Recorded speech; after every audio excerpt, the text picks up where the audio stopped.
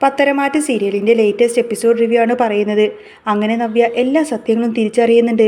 ചന്തുമോൾ അബിയുടെ കുഞ്ഞാണെന്ന് കനകദുർഗയും നയനൊക്കെ എത്രയൊക്കെ പറഞ്ഞിട്ടും നവ്യ അതൊന്നും തന്നെ വിശ്വസിച്ചിരുന്നില്ല. പക്ഷേ ആ സത്യം അങ്ങ് വെളിച്ചത്ത് വരികയായിരിക്കും. എൻ ജ്വല്ലറിയിൽ അബി നല്ല ഹാപ്പി ആയിരുന്നു. നവ്യ എങ്ങനെയെങ്കിലും പാട്ടിലാക്കി തൻ്റെ തരികിട പരിപാടികളുമായി മുന്നോട്ടു പോകണമെന്നൊക്കെയായിരുന്നു അവൻ്റെ പ്ലാന്. അങ്ങനെ അവളോട് ഇങ്ങനെ സംസാരിച്ചുകൊണ്ടിരിക്കുന്ന സമയത്താണ് നവ്യയുടെ ഫ്രണ്ട് നമിതയുടെ കോള് വരുന്നത്. ഉടനെ തന്നെ അബിയോട് യാത്ര പറഞ്ഞ് നവ്യ അവിടെ നിന്നും ഇറങ്ങി. ഈ സമയത്തിന് അബിയുടെ മനസ്സിൽ മാളവികയെക്കുറിച്ചുള്ള ചിന്തയായിരുന്നു. അവളെ കാണാൻ നല്ല ലുക്കുണ്ട്, നല്ല സ്മാർട്ടുമാണ്, പോരാത്തതിന് ഈ കമ്പനിയിലെ മെയിൻ ആളുമാണ്. മാളവിക കളക്ഷൻസ് എന്ന് പറഞ്ഞാൽ തന്നെ ഇപ്പോൾ മാർക്കറ്റിൽ വൺ ഡിമാൻഡാണല്ലോ. അങ്ങനെ അബി അവളെ വിളിച്ച് ബിസിനസ് കാര്യങ്ങളൊക്കെ തിരക്കി. അന്നേരം മാളവിക കുറച്ച് ഡിസൈനുകളൊക്കെ കൊണ്ടുവന്നിരുന്നു. അബി അതൊക്കെ നോക്കി ചില നിർദ്ദേശങ്ങളൊക്കെ കൊടുത്തു. ശരിക്കും അവന് ഇതിനെക്കുറിച്ച് വലിയ ധാരണയൊന്നുമില്ല എന്ന് മാളവികയ്ക്ക് മനസ്സിലായി. മൂർത്തി ജ്വല്ലറിയിലെ സ്റ്റാഫാണെന്ന് പറഞ്ഞിരുന്നിട്ടൊന്നും കാര്യമില്ല, ഇവൻ വെറും ഒരു വട്ടപൂജ്യമാണെന്ന് മാളവികയ്ക്ക് മനസ്സിലായി. പക്ഷേ മാളവിക അതൊന്നും തന്നെ പുറത്ത് കാണിക്കാതെ അബി അങ്ങോട്ടേക്ക് പുകഴ്ത്തി സംസാരിക്കുകയാണ്. കാരണം അവനെ സോപ്പിട്ട പല കാര്യങ്ങളും നടക്കുമെന്ന് മാളവികയ്ക്ക് നന്നായിട്ടറിയാം. അബി തന്നെ വളക്കാൻ നോക്കുകയാണെന്ന് അവൾക്ക് കറക്റ്റായിട്ട് തന്നെ പിടികിട്ടി. ഇവൻ ഒരുമാതിരി കോഴിയാണെന്ന് തന്നെ അവൾ ഇങ്ങനെ മനസ്സിൽ ഉറപ്പിച്ചു. എങ്കിൽ പിന്നെ ഇവൻ്റെ താളത്തിനൊത്ത് തുള്ളി ജ്വല്ലറിയുടെ രഹസ്യങ്ങൾ ചോർത്താമെന്ന് തന്നെ അവൾ പ്ലാൻ ചെയ്തു. അതിനുവേണ്ടി അവനോട് നല്ല കമ്പനിയിലാണ് മാളവിക നിൽക്കുന്നത്. മാളവിക ആദർശിനെ വിളിച്ചു വരുത്തി കാര്യങ്ങളൊക്കെ പറഞ്ഞു. എല്ലാം കേട്ടപ്പോൾ ആദർശ് പറയുന്നുണ്ട്, അവൻ്റെ സ്വഭാവം അറിയാലോ, മൂർത്തി ജ്വല്ലറി തകർക്കാൻ അവൻ എന്ത് പണിയും ചെയ്യും. മിക്കവാറും വിവരങ്ങൾ അവൻ അപ്പുറത്തേക്ക് കൈമാറും.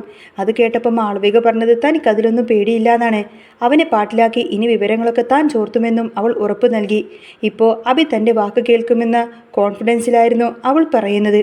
അന്നേരം ആദർശ് പറഞ്ഞത്, നയന കളക്ഷൻസ് ഇപ്പോൾ പിന്നിലായി പോയല്ലോ, മാളവികയുടെ ഡിസൈൻ നല്ലോണം ക്ലിക്കാവുന്നുണ്ട്.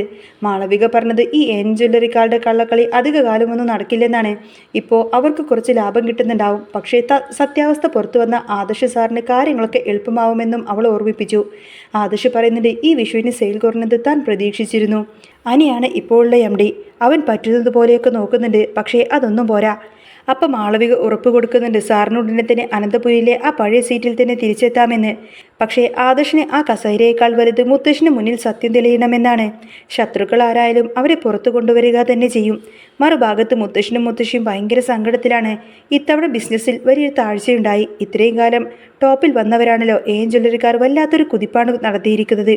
പക്ഷേ കള്ളത്തരം കാണിച്ച് ജയിക്കുന്നവർക്ക് അധിക കാലമൊന്നും കൊണ്ടുപോകാൻ പറ്റില്ല എന്ന് തന്നെ മുത്തശ്ശൻ ഉറപ്പിച്ചു പറഞ്ഞു.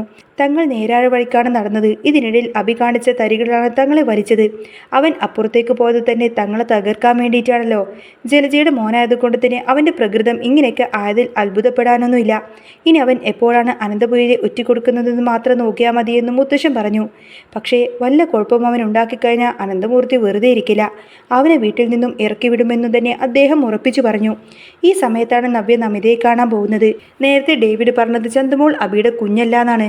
പക്ഷേ നവ്യയ്ക്ക് എന്തോ പന്തികേട് തോന്നിയിട്ട് സാമ്പിൾ നമിതയ്ക്ക് കൊടുത്തിരുന്നു.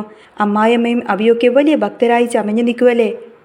അതിൻ്റെ സത്യാവസ്ഥ അറിയണല്ലോ. നമിതയെ കണ്ടപ്പോൾ നവ്യ ആകാംക്ഷയോട് കൂടെ തന്നെ DNA റിസൾട്ട് ചോദിച്ചു. നമിത പറയുന്നുണ്ട്, റിസൾട്ടൊക്കെ വന്നിട്ടുണ്ട്, പക്ഷേ ഒരു കുഴപ്പമുണ്ട്.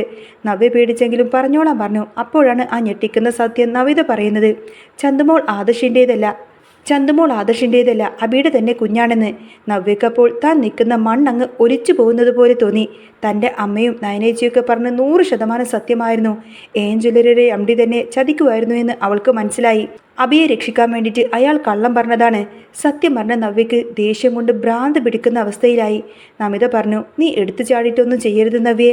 പക്ഷേ നവ്യ തീരുമാനിച്ചുറപ്പിച്ചു കഴിഞ്ഞിരുന്നു. ഈ വഞ്ചനയ്ക്ക് പകരം വീട്ടുക തന്നെ ചെയ്യുമെന്ന്.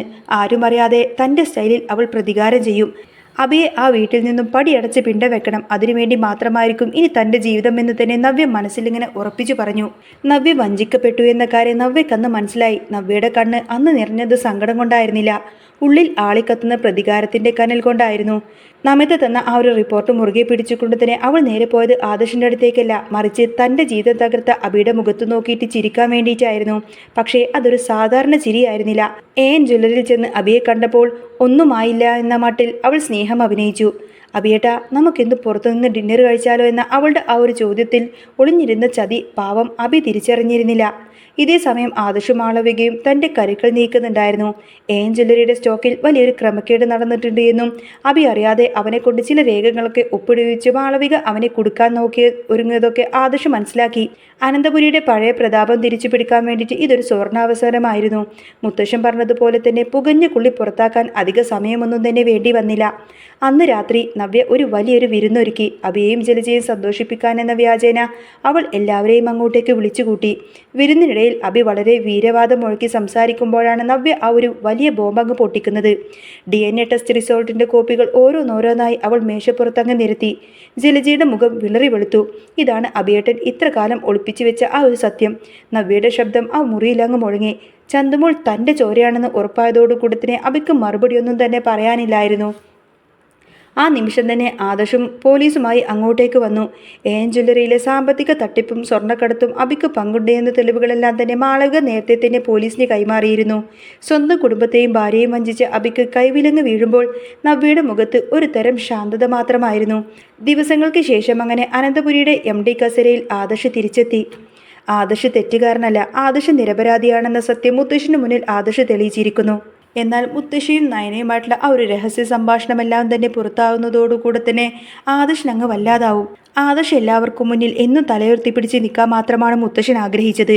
ആദർശിനെ എത്രയും പെട്ടെന്ന് തന്നെ അത് നേടിയെടുക്കാൻ കഴിയുമെന്ന് മൂർത്തി മുത്തശ്ശന് അത്രമാത്രം വിശ്വാസമായിരുന്നു. അങ്ങനെ ദിവസങ്ങൾക്ക് ശേഷം അനന്തപുരിയുടെ MD കസേരയിൽ ആദർശ് തിരിച്ചെത്തി. നയനയുടെയും ചന്തുമോളുടെയും കൈപിടിച്ച് ആദർശ് ആ ഒരു പടി കയറി വരുമ്പോൾ ദൂരെ നിന്ന് നവ്യ എല്ലാം നോക്കി നിൽക്കുന്നുണ്ടായിരുന്നു. താൻ ചെയ്ത തെറ്റുകൾക്ക് പ്രായശ്ചിത്തമായി അവൾ ആ കുടുംബത്തിൽ നിന്നും സ്വയം പടിയിറങ്ങി. പക്ഷേ സത്യം തെളിയിച്ചതിൻ്റെ ആശ്വാസത്തിൽ പുതിയൊരു ജീവിതം കരുപിടിപ്പിക്കാൻ വേണ്ടിയിട്ട് അവൾ ഉറപ്പിച്ചു. അനന്തപുരിയുടെ മുറ്റത്ത് വീണ്ടും ഐശ്വര്യം തുളുമ്പുന്ന കാഴ്ച തന്നെയായിരിക്കട്ടോ ഇനി നമ്മൾ കാണാൻ പോകുന്നത്. അപ്പോൾ നിങ്ങൾക്ക് ഈ ഒരു ചാനൽ ഇഷ്ടമാണെങ്കിൽ സബ്സ്ക്രൈബ് ചെയ്യാനും സപ്പോർട്ട് ചെയ്യാനും മറക്കല്ലേ. നെക്സ്റ്റ് വീഡിയോ ആയിട്ട് ഉടനെ വരാം. ബൈ.